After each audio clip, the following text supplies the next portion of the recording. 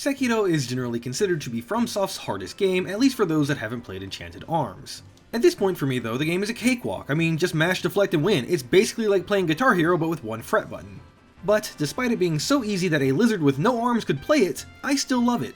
It's one of my all-time favorite games, so I decided to sharpen my blade once more, except this time, Ashina is going to be a little different than I remember. Is this the hardest mod for Sekiro? No, that probably goes to For the Sake of Ashina, what with Ultimate Isshin and all, but as they say, you have to learn to crawl before you can walk. Which, in this analogy means base game is crawling, resurrection is walking, and getting kneecapped back to crawling is For the Sake of Ashina, but another video for another time. Speaking of other videos, if you'd like to see more Sekiro content or hard challenges in general, a great way of telling me that is by clicking the subscribe button down below. I promise you won't regret it, and if you do, legally I have made no such promise. Anyway, my friends, it's time. Come with me as I attempt to beat my first Sekiro mod, Sekiro Resurrection. As always, we start the night at the bottom of a well, just like JK's stag party. At first, I thought nothing was really that different. We escaped, hid in some tall grass, crawled under our house, and headed up to meet Kudo, who gave us our sword. However, as I was about to run past this mini-boss as is tradition, I noticed that the tooltip that popped up had something new. Recoil counters. They are basically really strong attacks that if perfect deflected allow you to do some serious damage to the enemy. This mechanic gets more involved later as some bosses have combos with them, but it's a good addition and rewards you for playing the way the game actually wants you to.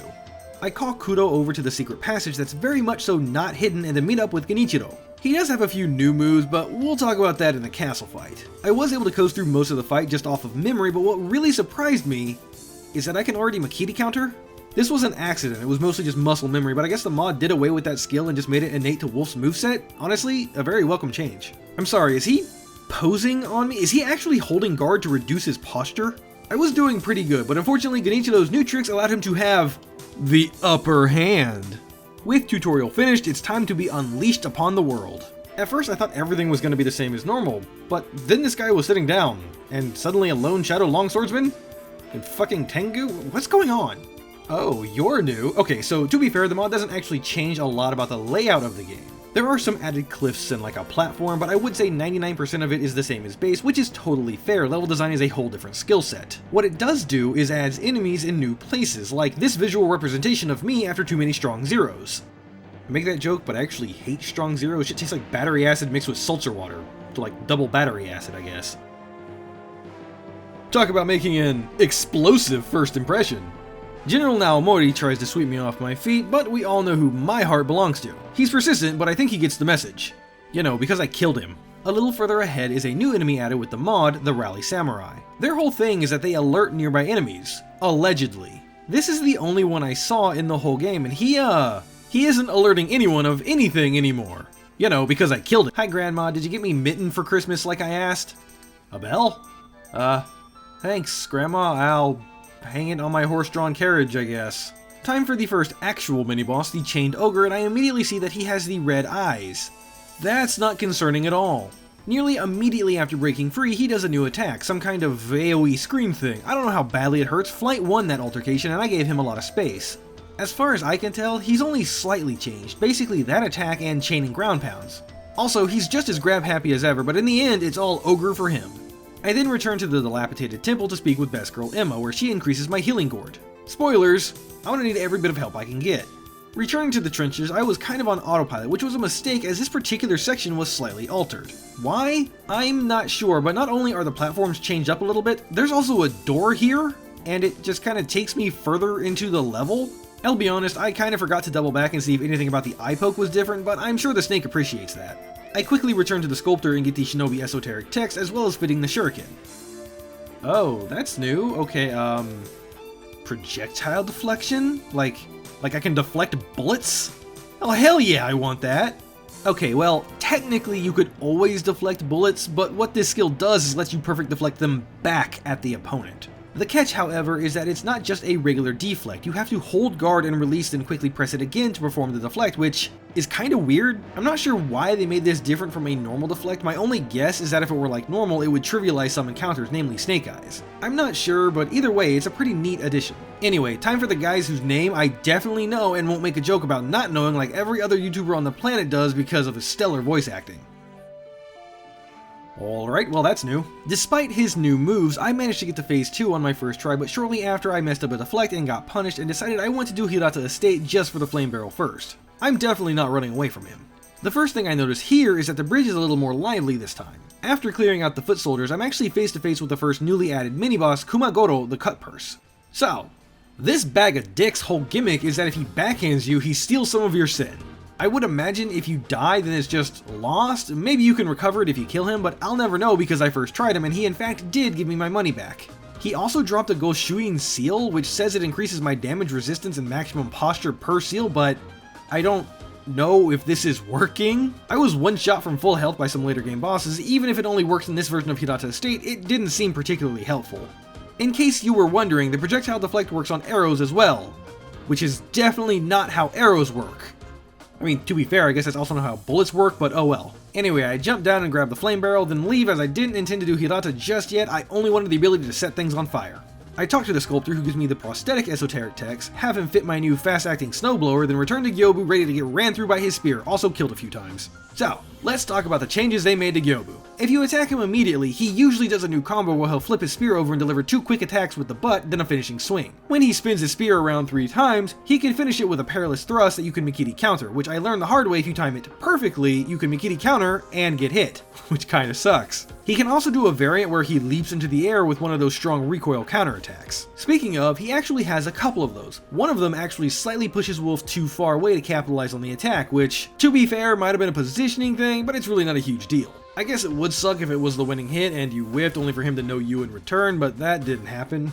Definitely. Anyway, I found this version of Gyoubu to be really fun to fight. He wasn't ball-bustingly hard, a trait several later bosses have, and his combos felt intuitive to deflect. To be honest, I could see this version of Gyoubu being in the base game and not causing too many issues. He isn't much harder than his normal counterpart. All in all, really fun fight, making me both excited and terrified to see what else this mod had in store for me. I immediately run over and use his memory to increase my attack power, then head in to see Tengu, who tells me Ashina has a bit of a rat problem. I make sure to grab the prayer bead from upstairs to do my best impersonation of a rock as I miss the beam and fall 4 stories, only suffering a mild chipped toenail, which let me tell you, I am jealous. If I so much as step off the curb wrong, I break an ankle. A fall like that would probably turn my kneecaps into microwaved grapes. In the next area, I practice projectile deflection for fun, which will actually be super useful, so I'm glad I did, then get spotted by a long shadow and promptly leave. Originally, I had intended to just 1v1 him, but something weird happened. He started fighting other things, and the McDonald's mascot started murdering the Black Hat Badgers. Also, McDonald's, if you're listening, that's just a joke, please sponsor me, I'll shill for Big Macs. Anyway, I don't know if it's like a lore inclusion and these factions are at odds with each other, or if they would fight in the base game but there was never an instance where they were together to see it. I mean, I'm not really complaining, it makes my life easier. Bellboy took care of the rats and I took care of him, then the Lone Shadow looks like he's in a real bad spot, but he apparently has the awareness of a Skyrim guard, so it's fine. I tell Tengu that the rat problem has been dealt with, which is true, I just had nothing to do with it, and he gives me the Ashina esoteric text. It and the prosthetic arts text don't appear to have been changed, though I will still invest points into the Ashina skill tree, mostly for the carp passive ability, so I put a point into Ichimonji, then Descending Carp. Speaking of animals, the next boss up is the Blazing Bull. As far as I can tell, nothing has changed about this boss, except you can now grapple onto his flaming horns, which is helpful, I guess, for like repositioning, but it's still best to deflect the charge attack as now it's a recoil counter, so it's just extra damage. Overall, the boss is pretty easy and goes down on the first try. I decided I would head up into Ashina Castle. I'm not sure if I was going to do Genichiro next, but I wouldn't mind a Warp Point and Sabimaru. The outside is mostly the same, save for a couple of additional enemies. Oh, okay, well, you tried your best. This platform is new. They turned the best enemy in the game into a mini-boss? Oh, that's awesome. This is the Nightjar Elite Kamikaze Raven, and he's kind of a pain in the ass. All of his moves have a weird delay to them, at least that's how I feel. Like, he has a few jumping attacks where he just hovers in midair, and like, I know it's a video game, but it still feels like he should fall faster than he does. He also kind of just doesn't stop attacking, like, he'll just keep chaining some combos over and over, never giving you a chance to react. He also blows up when you death blow him. That's cool, I guess. Upon defeat, he drops the Nightjar Firebomb, which, and I quote, allows one to detonate a powerful explosion at the risk of death.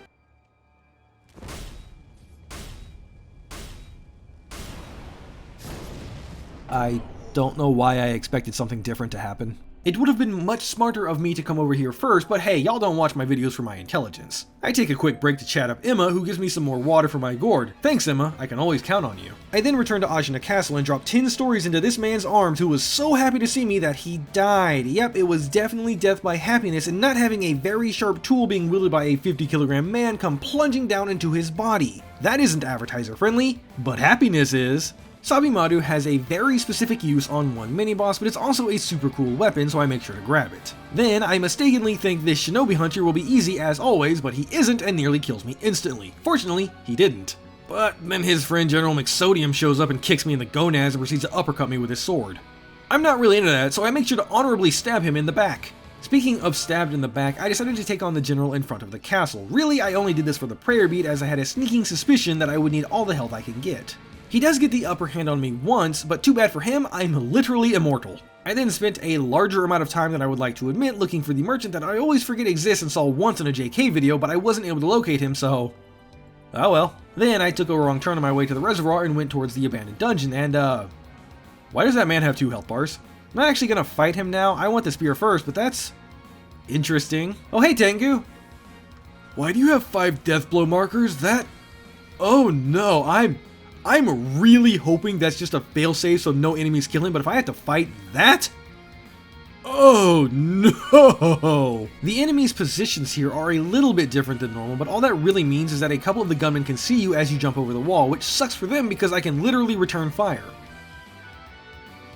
Well, glad to see the mod didn't fix that issue with the game. I make a quick stop to purchase Ascending Carp and Flowing Waters, grab Gyoubu's Broken Horn, then head over to the 7 Spears of Death. Inside the room where Kudo was is a woman who likes to bang her pan, alerting nearby enemies, and on the roof is a rifleman, but they are both easily dispatched.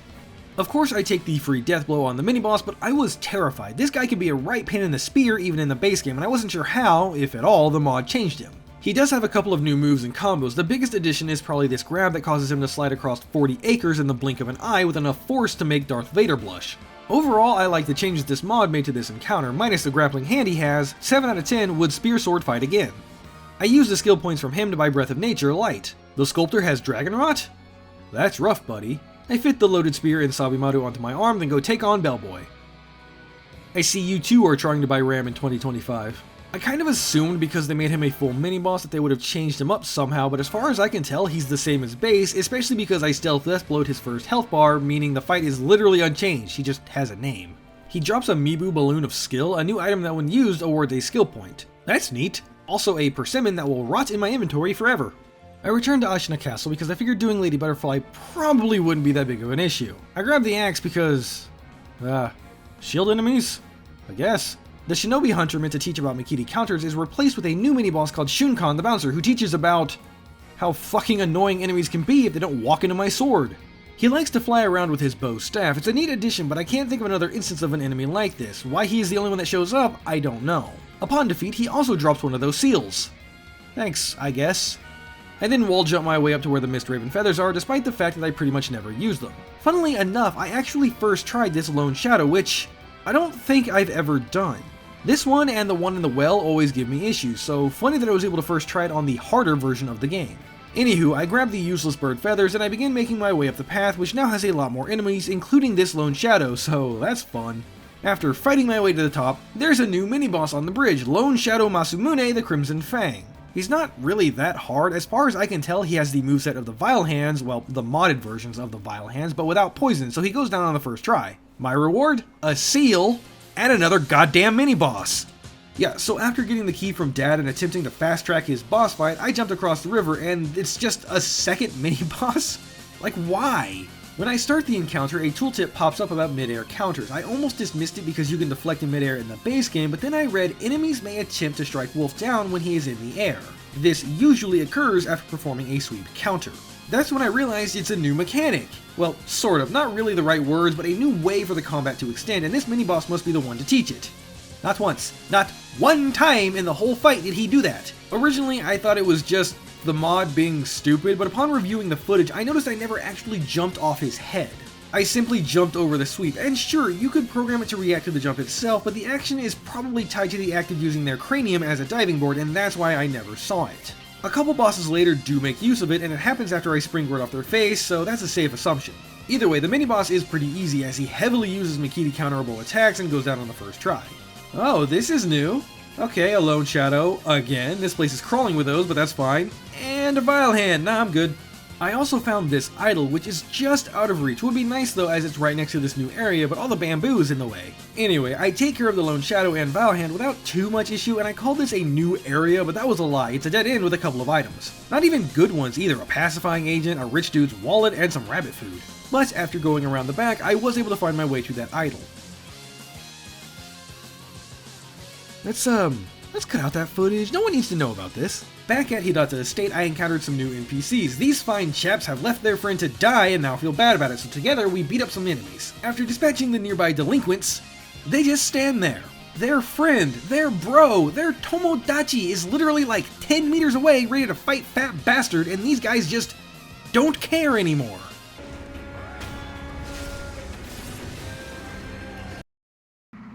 I'm in danger!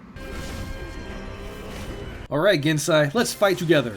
Please agree faster, as we're about to get ran through by a large man with a larger sword. This felt much easier than normal, and I'm not really sure why. Nogami seems to be way tankier than he usually is, not that I'm complaining, I just don't know why the mod made him easier.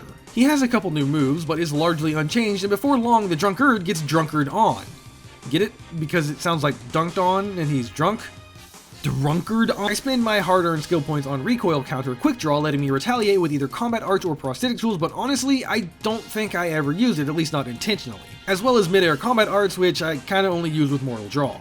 I then make the very wise decision to buy a gourd seed, as well as the firecrackers, have the latter fitted, and then completely forget to give Emma my gourd seed because I'm an idiot. The mod adds a new item, the snap seed pouch, which is listed as being a weaker but infinitely refilling source of snap seeds. I'm honestly not sure how much weaker they are. I did use them in the upcoming fight and they behave like normal, so I don't know, but either way I like this addition. I always found it annoying that you got like one before the fight normally, so a new player would use it than just, you know, tough shit. Like, what kind of design is that? Speaking of fights, it's time for the butterfly. Dang, for a lady that looks like she just won the 500th annual Ashina bingo tournament, she got hands. Lady Butterfly is the first real major boss change I encountered, sans tutorial Guinea of course, which is good. In base game she can be cheesed both literally with a dash attack, but also AI cheese with hyper aggression by looping attack, deflect, heal over and over. Now she seems like she's been reworked to not get stuck in that particular cycle and instead favors using any of her string acrobatic attacks. Of course she has the added heavy attacks, but also a few combo extenders, mostly perilous attacks. Technically, she does have some different combo strings, but it felt like a remix in what animations, but not the timings of the attack, so it actually wasn't that difficult to get used to.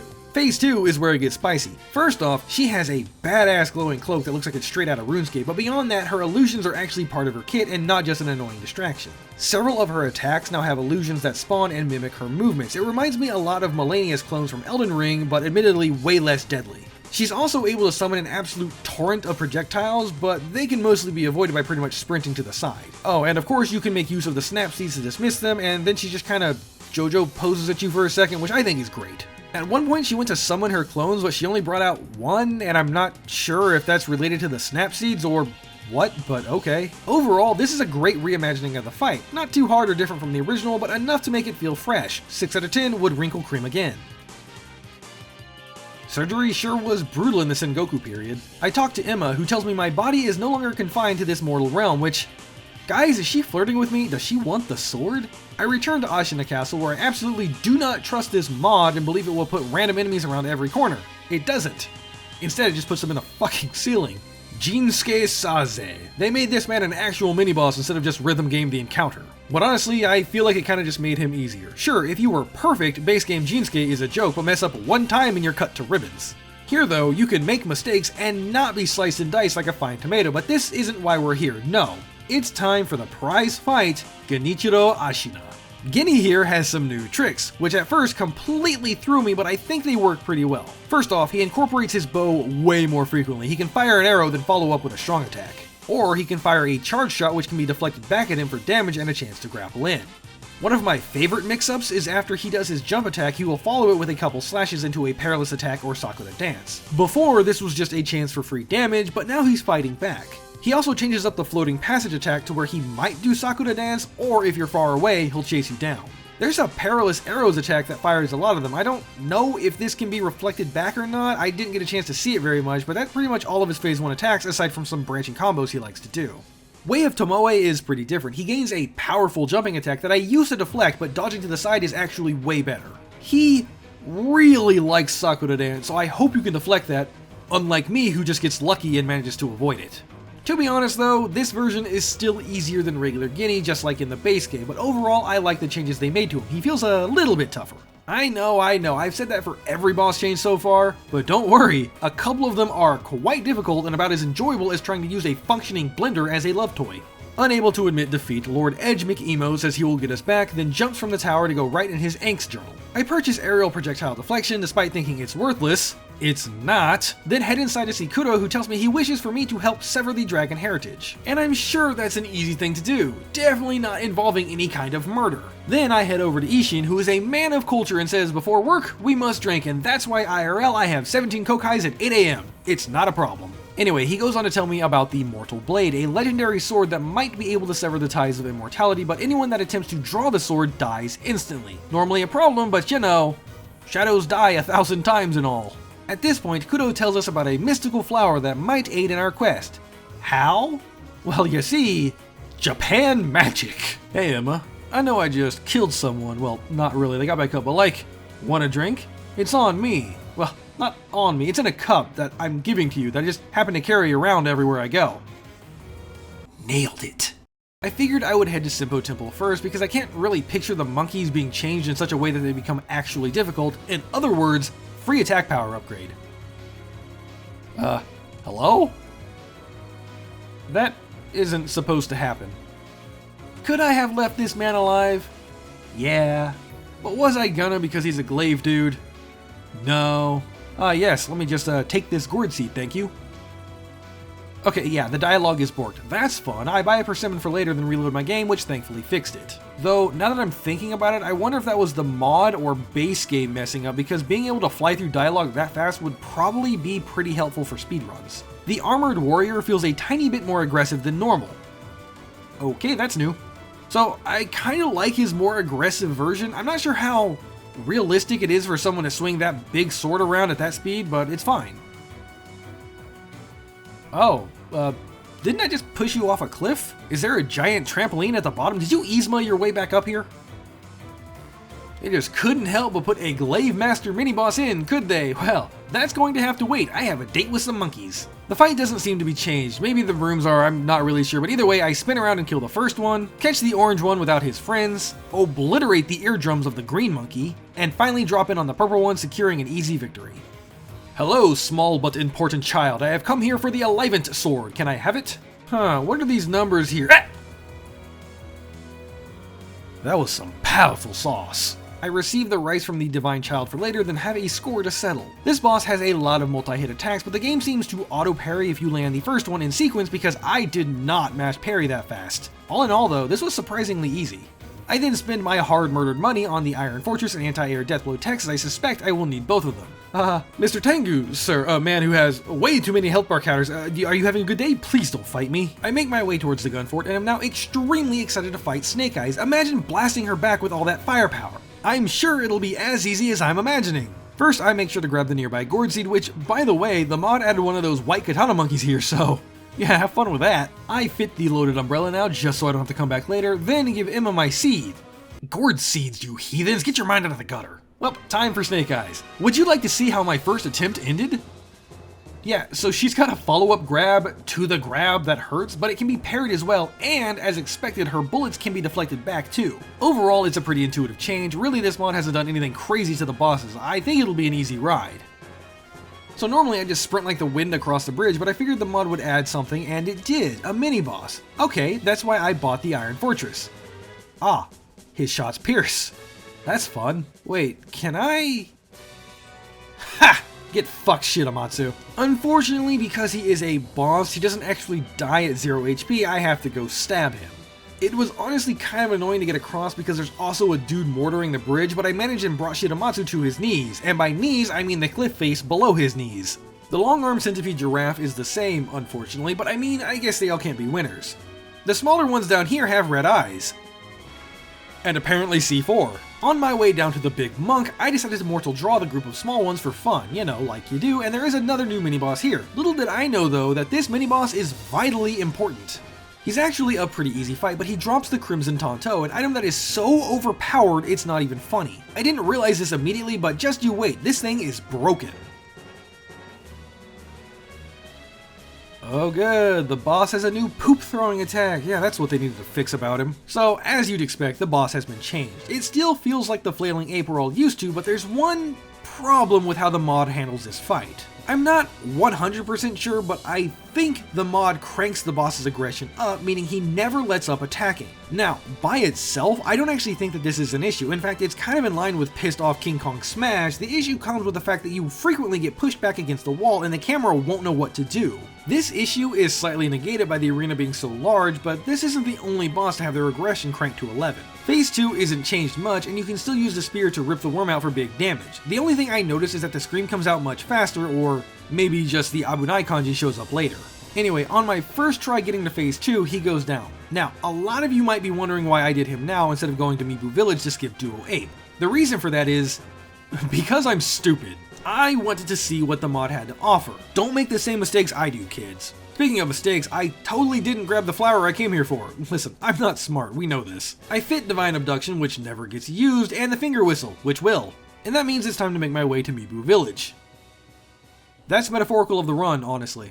I can't help but feel I have so many skill issues in this game, but not from like actually fighting things. No, that part I'm good on. Just random stuff, like the game not reacting to my lightning fast finger presses. Yeah, it must be the game's fault, or maybe my PC is just slow. You know, that old RTX 200 might finally need an upgrade. That way I can be the Apex Shinobi. Oh, would you look at that? Some beautiful computers made by Apex gaming PCs. Wow, that's crazy. How do they travel back in time to the Sengoku period, but they about to hook Wolf up with an awesome streamer PC? Complete with 32 gigs of DDR4, an RTX 5060 Ti, and a terabyte of storage. That's hot, like half as hot as Emma, but still pretty dang hot. But Wolf over here says he ain't got the cent. Honestly, same though, but luckily you can finance these bad boys. 56 bucks a month? Not too shabby. They also have a more hardcore Streamer Plus build boasting impressive specs, or a more budget-friendly one because, let's be real, it's like $7 for an avocado at this point, so every little bit helps. But fret not, they are all customizable and upgradable. What I'm trying to say is that there is a PC build for all of your gamer needs. Click my link in the description and don't forget to use my code DOOM for a 3% discount when you purchase an Apex gaming PC. Thanks guys for the cool partnership. Now, I have to show Wolf the wonders of the internet. Let's see here. Emma R.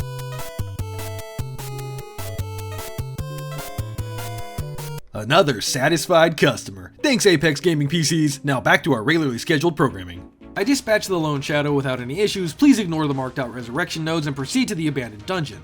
Oh, Lady of the Hole, what is your wisdom?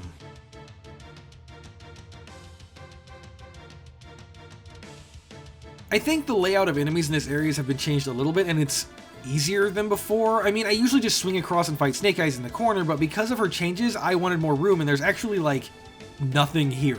Speaking of, I learned you can even parry Reflect the Perilous Shot, which, yeah, no, this mod made Snake Eyes super easy. Time for one of my favorite lines in the whole game. So, Wolf walks up to this guy and asks what happened, and he says, "Oh, Zaru," which is correctly translated as large ape, but it makes me laugh because these kanji are big and monkey, so I love the idea that Wolf walks up, "Oh, what happened, bro?" and he's like, "Big monkey." Then in the distance, Guardian Ape just screeches, "Where banana?" as Wolf starts panic sweating. Anyway, time for the Duo 8 fight. Phase 1 is pretty easy as it's literally just Phase 2 from before, so there isn't anything to talk about. And of course, Phase 2 is where it gets a bit spicy. I wanted to do as much damage as I could to his partner, and if I was smart, I would have used Mortal Draw, but I didn't and opted for Firecrackers and regular swings. Which unfortunately means the Guardian Ape got to run up on me before I could really do anything significant. I honestly don't think the second ape had its moveset changed at all, which is probably for the best. Sure, it was dicey from time to time, but honestly it kind of felt like the normal encounter and eventually it's back to a one-on-one. At that point though, it's pretty much GG. I mean, sure, it could Uno reverse me, but I already figured out its attacks and I had a res in my back pocket, so nah, it's fine. I then make sure to cash in all my prizes, namely the necklace and memory, then I'm on my way. I took out Tokujiro without much issue, then moved on to the Miss Noble, and at first I was worried maybe this mod made him something fierce. It did not, he's as pathetically easy as ever. I used a couple of the skill balloons in order to buy Emma's medicine aroma for the extra healing, then rushed my way through the village, making sure to stop to grab the gourd seed. Time for Odin, a boss that gave me a lot of troubles on my first playthrough, but that's because I didn't know the trick to beating her. Also that I was trash, but hey. So, that trick? Yeah, it's Sabimaru, 1 proc of poison chunks her posture bar. A second one plus a couple of extra hits is all it takes. I make a quick trip back to Emma to give her some more booze in my gourd seed, and now it's time for the next major boss, the Corrupted Monk. Now, normally you'd want to use Divine Confetti for this boss, but I don't like to do that, so I thought I would try the Crimson Tanto, which takes a portion of your health to activate the Bestowal effect on Kusabimaru. Yeah, the Crimson Tanto kinda slaps.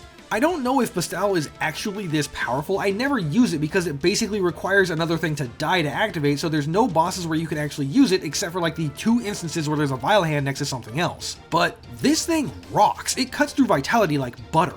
What's that? Oh, the boss. Yeah, she's a bit different, I guess. I mean, moves are all there. It just feels like more, I don't know, she's faster and chains them together more, so the fight is way more focused on deflecting than doing damage, but that's how it's always been.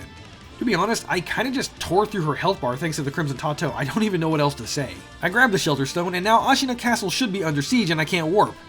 Why can I warp to it? Stupid Lotus in a stupid cave stopping my stupid story progression. I make a quick pit stop to grab the Holy Chapter book from the bottom of the lake as I never met the priest earlier, then spent a bunch of money for a single gourd seed.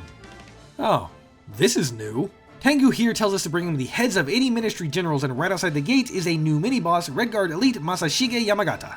He's basically the same as the normal enemy that is here, but his purpose is to show the head collection thing the mod adds.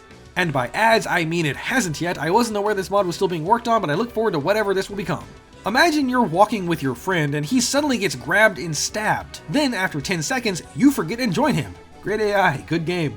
I make my way back to the castle without any issue, then head up to face the Vile Hand. Like always, I puppet the ad to make it a 2-on-1. I ended up having a hard time as I accidentally stabbed my teammate and couldn't repuppet him, so most of the fight was just the Vile Hand, and I always seem to get hit with a poison no matter how hard I tried not to, but in the end, I'm still victorious. I take the money I had and quickly go buy a prayer bead so I can make one more necklace before the next couple of fights. First up, I tell dear old dad I have his back and will obey the Iron Code, forsaking Kuro. This leads to the bad ending of the game, the Shuda ending. So, Emma Isshin. I hate doing this fight, really I do, but as far as I can tell they haven't been changed. In fact, taking a look at the Nexus mod page, you can see this graphic shows which bosses have been changed and Emma Isshin aren't on there. Also, for some reason, Emma felt way easier than normal. I mean, the last time I fought her was my 1 attack power run, but she took way more damage than I remember. In the end though, she took my sword, but not like this. Not like this. There were actually a couple of things different about Isshin, but it's the same as what's different with Sword Saint, so I'll just cover it then. As always, I refuse to engage with the mechanic, so I just use Mortal Draw to knock him out of his big charge fire attack, and on the first try, Isshin falls. Hey Dad, got your back. I undo my sins, and this time I tell Dad to go Yadu himself, and now it's time for Great Shinobi Owl. Where do I even start? Basically, up to now, every changed boss felt like a slight variation on its base version. Like, they retained all of the moves just with a couple changes in the combos. Owl is not that. He does maintain a lot of his original moveset, but he has a crap ton of new ones and several things changed up that simply shift how you have to play against him.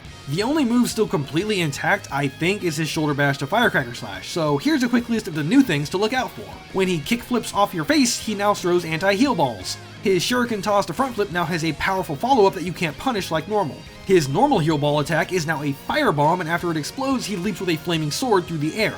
His running slash is now a combo of several hard hits that go on for a while. He has the big Firecracker leap from the Owl Father fight, but he doesn't actually follow it up with anything here, and that's all just phase 1. Phase 2 is basically the same, except he goes back to throwing poison when he uses your face as a springboard in the smoke bomb attacks. Maybe there is more, but the first time I got to his second phase is also the attempt I won on, but man, this was a tough fight. Oh shit, Owl Father's gonna be brutal, isn't he? I buy Shadow Rush for no reason, this was stupid, then grab the Mushin Arts book from Isshin. I had hoped it would be a little different, but it's not. I also go grab the Senpou Arts book, mostly just to complete the set. I then have this man cough into a rag for me, then return to Emma and give it to her as a present because women love it when you give them dirty tissues. I'm starting to realize why I'm alone. At this point, I begin setting up the innings, which mostly just involves a lot of talking and eavesdropping. I've always wanted to go on a date with a graveyard, but Emma just keeps talking about her friend, which, is a pretty Akai Hata if you know what I mean. Eventually, this concludes with Emma giving me my late father's bell charm, which I can then use to revisit Hirata Estate. This time around, I decided to fight the Spear Bearer Lone Shadow, who I just realized doesn't actually have a spear. He could have been pretty tough because he summons dogs, but I just never let him do that. For the first time in probably ever, I used the regular finger whistle to try and lure these guys away from the Lone Shadow Overwatchers. After they were dealt with, I used it again to pull the Lone Shadows down. I was able to stealth deathblow one this way, but I had to handle the other in a fair fight. Time for the Vile Hand Juzo fight. I probably could have used the finger whistle again, but I attempted the fast way where you Gachin Sugar and take out the sniper ad, then run up to the boss and try to instant deathblow puppet the Vile Hand. You can actually see the deathblow marker pop up, but I was a little too late or out of position. I just ended up relying on firecrackers a lot during the encounter, which helped me take out the Vile Hand and shortly after Juzo himself. Buddy, you want to help out or... Okay, time for Owl Father. I'm just gonna show you how my first encounter went.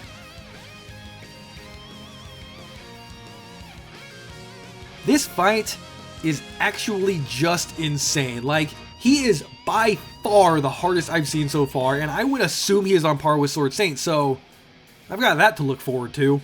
The shitty part though is that he's actually really fun to counter, but because he's so aggressive and his attacks push Wolf back, on several occasions I will be pushed up against a wall, causing the camera to freak out and unlock from the boss, usually resulting in death or at least severe emergency facial reconstruction. This man will chain combo for days. Like, there are several instances in the fight where he just never let up, and a single mistake would mean death because he hits like a freight train. Like, we meme in Elden Ring, is it my turn to attack yet? But Sekiro Resurrection really took that to the next level.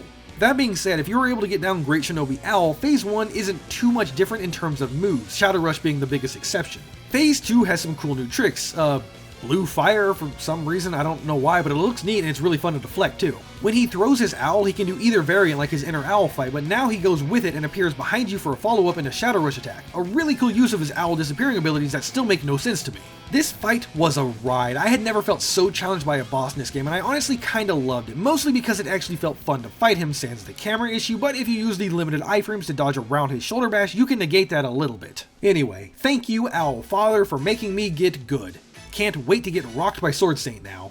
I buy Chasing Slice not because I want it, but because I want what's after it. Then I go back to preparing for the Dragon Homecoming ending, which is mostly just receiving rice, which if only the Divine Child knew what the 2025 Japanese rice problem would look like, I doubt she'd hand this out for free. It also means I get to see one of the most aura farming scenes in the whole game, though I do feel a bit bad for the snake. At this point though, I've received the Frozen Tears, which means I just have to get the Dragon Tears and finish the game, so I head on over and live out a lot of my viewers' dreams of being crushed by a giant monster. According to that graphic, True Monk has been changed, but I don't really see it. I think Phase 1 has faster moves and combo strings that Corrupted Monk did, but it was over so fast I didn't even notice. They did, however, remove the cheese in Phase 2, which is fine, and for some reason they gave the boss blue eyes. She is extremely aggressive here, so maybe this is all that was changed. I'm not too sure, but it felt the same as the Corrupted Monk fight, so it wasn't that hard. Phase 3, once again, didn't feel much different either, though I did notice more chained combos. However, you wanna see some bull? I healed, and right as I healed, I don't know, same frame maybe, she hit me out of it, killing me, but it also took my heal away. I still managed to win on my first try, but screw you, True Monk. I get Fang and Blade, again, I don't really care about this, but now I'm one step closer to projected force. Except I also need mid-air prosthetics. Fountainhead Palace, absolutely gorgeous. Can't wait to run through it, ignoring basically everything. I don't remember this, but apparently if you stealth deathblow the Sakura Bull, it doesn't kill it. I don't understand why that's a thing. I mean, just give it a full health bar. Give it 2, it doesn't matter. It's not that hard, it's just Ghostly Blazing Bull. We're gonna need a bigger dock. Like I said, I sprint through the area, stopping to kill the second hardest boss behind the Miss Noble, then avoid becoming fish food.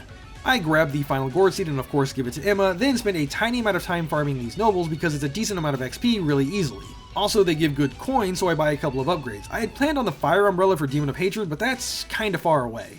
I also wanted to get Malcontent, which means I need the special upgrade material dropped by this Shichiman warrior. This fight is incredibly easy if you have anti-air deathblow, just make sure your sword is buffed with Divine Confetti, otherwise it doesn't work. But really, you should 100% be using Confetti on this guy anyway, the difference is staggering.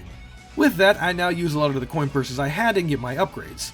Meaning, it's time for the Divine Dragon. Phase 1 felt a little slower than normal, I'm not sure, but it just felt like the tree to attack from above didn't spawn as fast as it usually does, not that it really matters. Phase 2 also seems unchanged, the only thing I did differently now was I deflected the wind attack instead of trying to dodge them, and unsurprisingly, the boss goes down on the first try and I collect the Dragon Tears. Hey Emma! Oh, old man Isshin is dead, huh? So, how about a drink?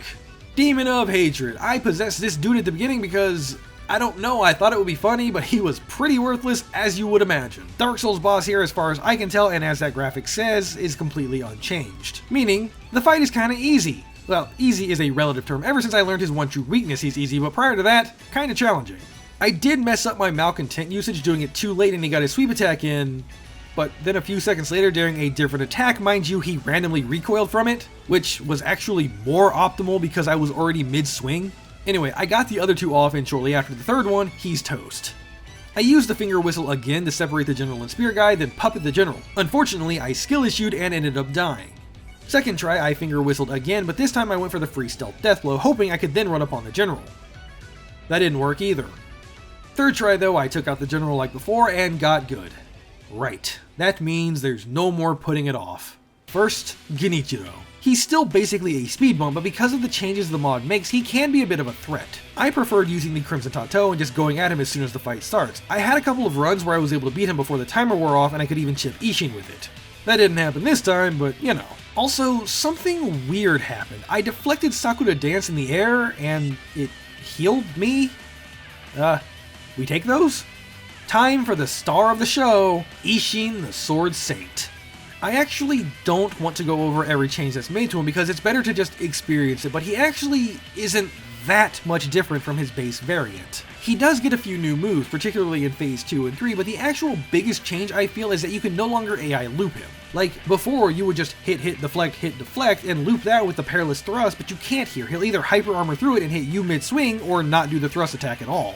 But, just like normal, Phase 1 is pretty simple, and Phase 2 is where it starts to get a bit spicy. His combos get a lot longer, but it's still intuitive if you've done the normal game. Also, you can reflect his Glock, leaving him open, but you almost have to run away and bait it as there isn't a whole lot of time if he does it mid-combo. Phase 3, he gets a cool sweep to slash to lightning attack, but I never once was able to lightning reversal this. Like, it just missed me every single time, and I don't know why. Like, here I am, standing still because the sweep missed, and I still didn't get shocked. I don't know. If you stomp on his head, he will try to shoot you, and this can be reflected, but most of the time it would miss him, which sucks, but it's fine. It's better than getting shot in the balls, I guess. But, in the end, this was some of the most fun I've ever had fighting Isshin. If you're watching this and have any recommendation for mods, please let me know. The other two I'm aware of are Long May the Shadows Reflect and For the Sake of Ashina. I haven't heard many fun things about the former, though. But, until then, Mayoeba Yabureru. Hey everyone, thanks for watching this week's video. I'm gonna be honest, this video was actually recorded before the last one, before the Scorch Contract one, so I kind of don't remember a lot of it. I remember getting my ass beat by Owl Father. That's about all though, but okay, that's not entirely true. I remember having fun.